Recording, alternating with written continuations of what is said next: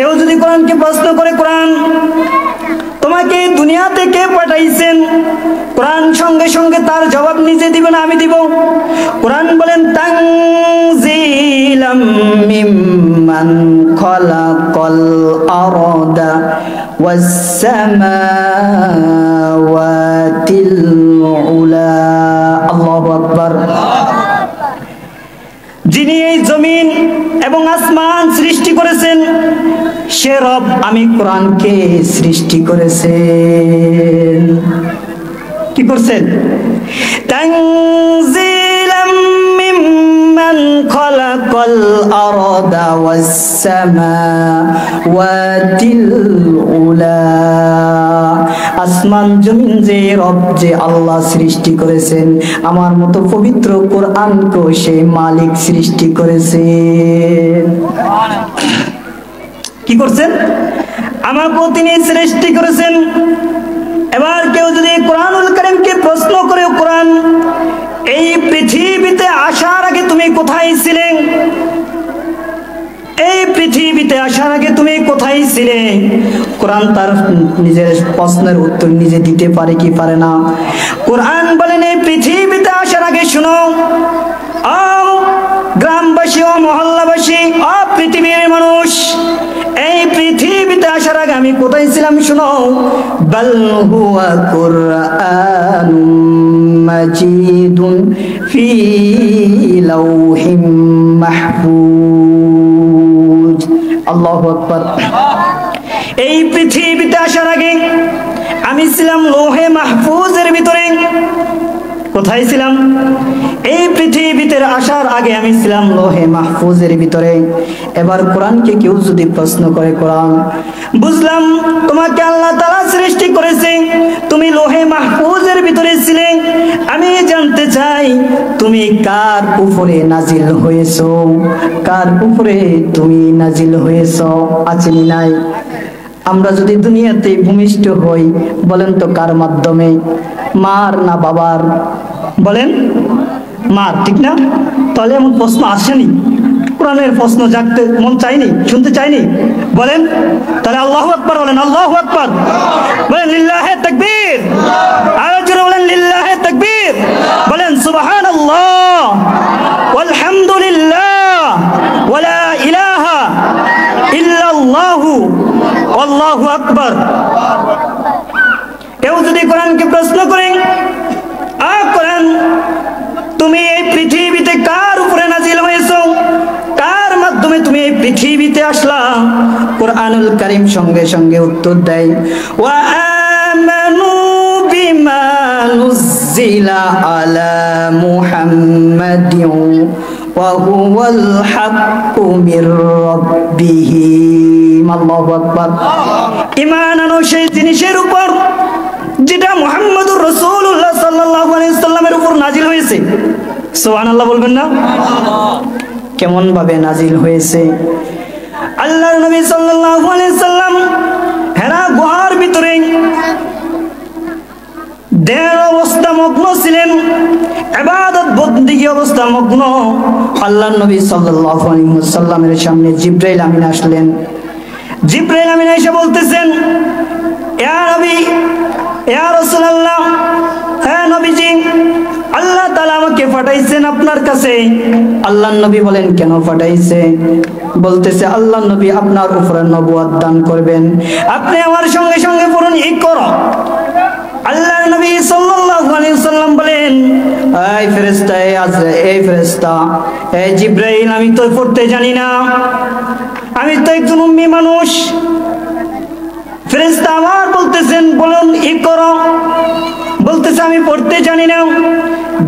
তৃতীয়বার যখন বলল, ইকরা বিসমি রাব্বিকাল্লাযী খালাক, খালাকাল ইনসানা মিন আলাক, পড়ুন আপনার প্রভুর নামে যিনি আমাকে প্রেরণ করেছে আপনার কাছে। এই কথা বলে আল্লাহর নবী সাল্লাল্লাহু আলাইহি সাল্লামকে তিনার বুক মোবারকের সাথে একটা চাপ দিলেন। চাপ দেওয়ার সঙ্গে সঙ্গে আল্লাহর নবী বলেন, ইকরা বিসমি রাব্বিকাল্লাযী খালাক। ঈমান আনো সেই জিনিসের উপরে, ঈমান আনো সেই মহান ব্যক্তির উপরে যার উপরে এই কিতাব নাজিল হয়েছে। আমি কোরআনকে মুহাম্মদুর রাসূলুল্লাহ সাল্লাল্লাহু আলাইহি ওয়াসাল্লামের উপরে নাজিল করেছে। সুবহানাল্লাহ বলে। এবার কেউ যদি কোরআনকে প্রশ্ন করে, কোরআন বুঝলাম, তোমাকে আল্লাহ তাআলা নাজিল করেছেন, তুমি লোহে মাহফুজের ভিতরে ছিলে, তুমি মুহাম্মদুর রাসূলুল্লাহ সাল্লাল্লাহু আলাইহি ওয়াসাল্লামের উপরে নাজিল হয়েছো। আমি এবার জানতে চাই, তুমি কি দিনে নাজিল হয়েছো না রাত্রে নাজিল হয়েছো? জানতে চান কিনা? প্রশ্ন জাগে কিনা? এবার কোরআন ডাক দিয়ে বলেন, শাহরু রমাদানাল্লাযী উনজিলা ফীহিল কুরআন। আল্লাহু আকবার। আমি পবিত্র রমজান মাসে, কি পবিত্র রমজান মাসে নাজিল হয়েছি, বরকতময় পূর্ণ মাসে। কিন্তু আমি যখন নাজিল হয়েছি, ওইটা কি রাত্র ছিল না দিন ছিল? শোনো, ওইটা ছিল ইন্না আনজালনাহু ফি লাইলাতিল কদর। ওইটা ছিল লাইলাতুল কদর, বরকতময় পূর্ণ রাত্রি। তাহলে কোরআন কি হয়েছে? বরকতময় পূর্ণ রমজানের রাত্রিতে নাজিল হয়েছে। আমাদের পাশে ইমাম সাহেব হুজুর আছেন, লাইলাতুল কদরের কত ফজিলত আর কত বরকত, তা বুঝানো শেষ করা যাবে না। কত সেদিন আপনারা অনেকে জান হয়তো, ইবাদত বন্দেগীর পাশাপাশি আমাদের অনেক আয়োজন হয় কিনা লাইলাতুল কদরের রাত। কোরআনকে কেউ যদি প্রশ্ন করে, কোরআন বুঝলাম আল্লাহ তাআলা তোমাকে সৃষ্টি করেছেন, নাজিল করেছেন। ও কোরআন বুঝলাম আল্লাহ তাআলা তোমাকে লোহে মাহফুজের ভিতরে রেখেছেন। আল্লাহ তাআলা তোমাকে মুহাম্মদুর রাসূলুল্লাহ সাল্লাল্লাহু আলাইহি ওয়াসাল্লামের উপরে নাজিল করেছেন এবং শ্রেষ্ঠ কিতাব হিসাবে আল্লাহ তাআলা তার ঘোষণা দিয়েছেন।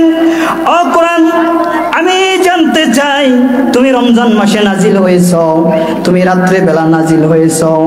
কোরআন তোমাকে যদি আমরা মানি, কোরআন তোমাকে যদি আমরা ধারণ করি, কোরআন তাহলে আমাদের ফায়দা কি? ও কোরআন, তোমার মিশন কি? তুমি কেন দুনিয়ার জমিনে আসলা? তুমি কেন দুনিয়ার জমিনে নাজিল হইলা? এই প্রশ্ন কেউ যদি কোরআনকে করে, কোরআন বলেন লিতুখরিজান নাস মিনাজ যুলুমাতি ইলান নূর। আল্লাহু আকবার। লিতুখরিজান নাস মিনাজ যুলুমাতি ইলান নূর। এই শোনো দুনিয়াবাসী, আমার মিশন, আমার কাজ হলো গোটা জাতিকে অন্ধকার যুগ থেকে আলোর দিকে ফিরিয়ে নিয়ে আসা। সুবহানাল্লাহ। আমার কাজ কি? পুরা জাতিকে অন্ধকার যুগ থেকে আলোর দিকে ফিরিয়ে নিয়ে আসা। তো সম্মানিত হাজিরিন, এবার আপনারা আমাকে বলুন যে কোরআন আল্লাহ তাআলা আমাদেরকে যে দিয়েছেন, হ্যাঁ, আমাদের কি উপকার হয়েছে না ক্ষতি হয়েছে? লাস্টে বলছে কি, কোরআনকে কেউ যদি প্রশ্ন করছে যে কোরআন তোমার উদ্দেশ্য, তোমার মিশনটা কি, কোরআন কি বলছে? লিতুখরিজান নাস মিনাজ যুলুমাতি ইলান নূর। গোটা জাতিকে আমি অন্ধকার যুগ থেকে আলোর দিকে ফিরিয়ে নিয়ে আসা। এখন আপনাদের কাছে প্রশ্ন আমার, এই জাতি কি অন্ধকারের ভিতরে নিমজ্জিত নাকি আলোর ভিতরে? বলেন, যদি এই জাতি আজকে আলোর ভিতরে থাকতো, তাহলে এখান এই মাঠ ভরে আরো মাঠ ভরে যেত, ঠিক কিনা? আজকে আমাদের কলব ভালো নাই, আজকে আমাদের আত্মা ভালো নাই, আমাদের রূহ ভালো নাই। আজকে আমাদের আত্মা, রূহ, কলব সবগুলা অন্ধকারের ভিতরে নিমজ্জিত। এই জন্য আমাদের কলবকে পরিষ্কার করা লাগবে কোরআন দিয়ে, আওয়াজ দিয়ে বলেন ঠিক কিনা? আমাদের রূহকে, আমাদের আত্মাকে, আমাদের কলবকে জিকিরের মাধ্যমে, আমাদের কলবকে ওয়াজ নসিহতের মাধ্যমে সুন্দর করা লাগবে কি লাগবে না? তাহলে কোরআন মাহফিলের দরকার আছে না নাই? বলেন। গোটা জাতিকে আলোর দিকে নিয়ে আসা কোরআনের কাজ। কিসের কাজ? আল্লাহর নবী সাল্লাল্লাহু আলাইহি ওয়াসাল্লাম ছোট্ট একটা ঘটনা বলবো, এই ঘটনা থেকে বুঝবেন একজন মুশরিক আল্লাহর নবী সাল্লাল্লাহু আলাইহি ওয়াসাল্লামের দাওয়াতে সেই মুসলমান হইয়া বাড়ি ঘর নারী সব কিছু ছেড়ে অন্ধকার জগৎ থেকে আলোর দিকে নিয়ে চলে আসছেন একমাত্র আল্লাহর নবী সাল্লাল্লাহু আলাইহি ওয়াসাল্লামের ইসলামের দাওয়াত এবং নবীজির আখলাক ও আদর্শ পেয়ে। মক্কা নগরীর ভিতরে একজন ব্যক্তি ছিলেন, একজন সাহাবী ছিলেন, যার নাম ছিল উজ্জা। কি? আব্দুল উজ্জা। কি বলেন? হিন্দু না মুসলমান? বলেন নামটা। আপনারা তো বুঝতেছেন না, বুঝি না, কথা বলেন না কেন? নামটা কি, হিন্দু না মুসলমান? আব্দুল উজ্জা। উজ্জা একজন কি অমুসলিম ব্যক্তি। তো সে তার চাচার সাথে ছোটবেলা, তার মা বাবা কি উভয় মারা গেছে। তো চাচার সাথে বসে আছেন, গল্প করতেছেন। কি করতেছেন? গল্প করতেছেন। তো এক পর্যায়ে চাচাকে বলতেছে, চাচা যান একটা কথা বলতাম। বলে কি কথা বলো? বলি এই যে মক্কার ভিতরে একজন ব্যক্তি আছে যার নাম মুহাম্মদ আব্দুল্লাহর বেটা, সে কেমন? ভাত লাগতেছে প্লেটের ভিতরে আর চাচা বাতিজা গল্প করতেছে। বলতেছে, বাতিজা হঠাৎ তুমি আব্দুল্লাহর বেটা মুহাম্মদের ব্যাপারে জানতে চাও কেন? না চাচা এমনি জানতে চাই। বাতিজা বলিও না, আব্দুল্লাহর বেটা মুহাম্মদ এমন একজন মানব, আব্দুল্লাহর বেটা মুহাম্মদ এমন একজন পবিত্র ব্যক্তি, মক্কার ভিতরে সবাই তাকে আল আমিন বলে উপাধি দিয়েছে।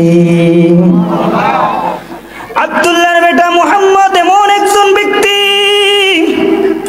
কখনো কোনো ভাইকে কষ্ট দেন নাই, মক্কার ভিতরে কোনো ইহুদি নাসরা খ্রিস্টানদেরকে কষ্ট দেন নাই, কার বিরুদ্ধে আঙ্গুল তোলেন নাই। মুহাম্মদ সব সময় একা একা চলে। আর কোন আল্লাহর জানি ইবাদত বন্দেগী করে, আমাদের লাতুজ্জার বিরুদ্ধে কথা বলে, দেবদেবীর বিরুদ্ধে কথা বলে। ও বাতিজা আমি জানতে চাই তুমি কেন আব্দুল্লাহর বেটা মুহাম্মদের সম্পর্কে জানতে চাও? এবার বাতিজা ডাক দিয়ে বলে, চাচা আমি আব্দুল্লাহর বেটা মুহাম্মদের সম্পর্কে এজন্য জানতে চাই, আমি আব্দুল্লাহর বেটা মুহাম্মদের যত প্রশংসা শুনি ততে আমার দিলটা ভরে যায়। একজন ইহুদি বলতেছে, ও চাচা আমি আব্দুল্লাহর বেটা মুহাম্মদের বলতোই প্রশংসা শুনি, আমার কেন জানি দিলটা বারবার বলতেছে আমি আব্দুল্লাহর বেটা মুহাম্মদের কালেমা পড়ে মুসলমান হয়ে যায়। চাচা বলেন তো এবার রাগ না খুশি?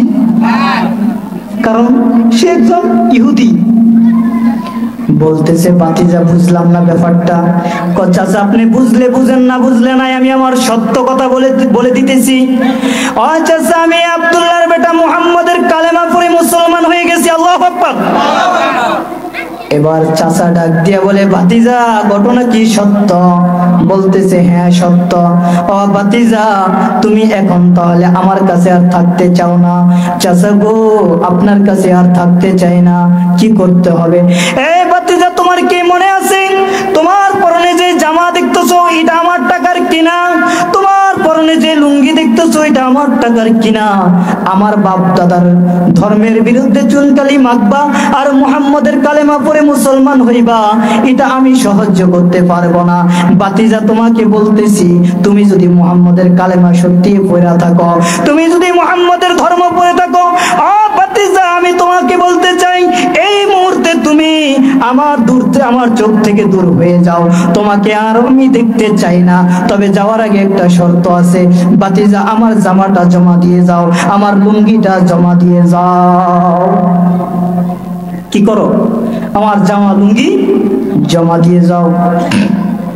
বাতিজা বলতেছে, চাচা এমন এক কালেমা পড়ছি, কোনো আপত্তি নাই, কোনো সমস্যা নাই। ও চাচা যে কালেমা পড়ে এত দিলের ভিতরে তৃপ্তি লাগতেছে, মজা লাগতেছে, সেই কালেমা আমি ছাড়তে পারবো না। এই নেন আপনার জামা, এই নেন আপনার লুঙ্গি। এবার চাচা ডাক দিয়ে বলে, বাতিজা তোমার পরনে যে একটা হাফ প্যান্ট আছে, ও ভাতিজা ওই হাফ প্যান্টটা আমার টাকার কিনা, তুমি উলঙ্গ হইয়া আমার দরবার থেকে বের হয়ে যাও, ওই প্যান্টও আমাকে জমা দিয়ে যাও। ভাতিজা ডাক দিয়া বলে, চাচা এমন একটা কালেমা পড়েছি, প্রয়োজনে সেই কালেমার জন্য উলঙ্গ হইয়া আমি আপনার দরবার থেকে বের হয়ে যাব। চাচা তবে একটা কথা মনে রাখেন, যে কালেমার জন্য আমি মুসলমান হয়েছি, যেই কালেমার জন্য আমি জামা ছেড়েছি, যেই কালেমার জন্য আমি লুঙ্গি ছেড়েছি, যেই কালেমার জন্য আমি প্যান্ট ছেড়েছি, ওই কালেমা আমি ছাড়ব না। ওই কালেমা আমি ছাড়ব না। এই কথা বলে আব্দুল উজ্জা তার দরবার থেকে বিদায় নিয়ে সৎ মার কাছে গেলেন, যা বলতেছেন, জনম দুঃখিনী আম্মা গো, ও মা আপনি কি ঘরে আছেন? বলতেছে, কে তুমি? বলতেছে, আপনার ছেলে আব্দুল উজ্জা। বলতেছে, কেন আসছো তুমি? বলতেছে, মা এক বিশাল করুণ কাহিনী।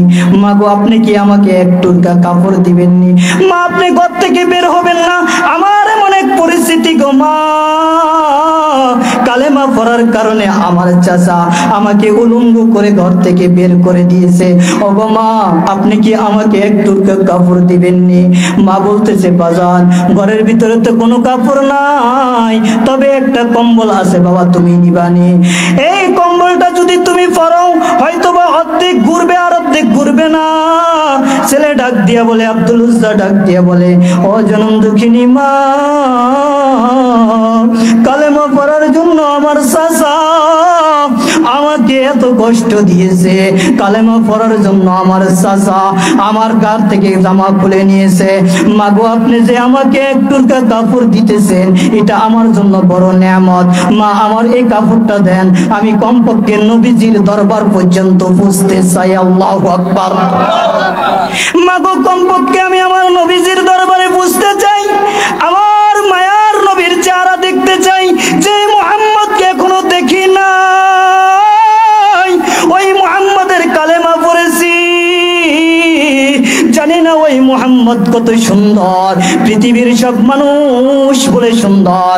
আমি শুনেছি মিশরে আজিজের স্ত্রী ইউসুফ আলাইহিস সালামকে দেখে মিশরের নারীরা হাত কেটেছে, আর আমি শুনেছি আম্মা জান আয়েশা সিদ্দিকা রাদিয়াল্লাহু তাআলা বলেছেন, যদি আপনার আর আমার নবীকে মিশরের নারীরা দেখতো তাহলে তাজা কলিজা কাইটা দিত।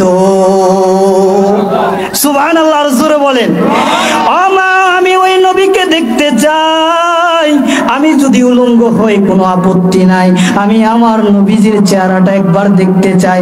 আমি মনে মনে কালেমা পড়েছি, আমি সেই শরীরে গিয়ে নবীজির হাতে হাত রেখে কালিমাটা পড়তে চাই। মা তার থেকে একটা কাপড় দিলেন, একটা কম্বল দিলেন। ওই সাহাবীর নাম আরেকটা রেওয়াতে পাওয়া যায় যুলবাদাইন, তাকে বলা হইতো কম্বল আলা। এক পর্যায়ে মার থেকে কাপড়টা নিয়ে কম্বলটা নিয়ে নবীজির দরবারে রওনা।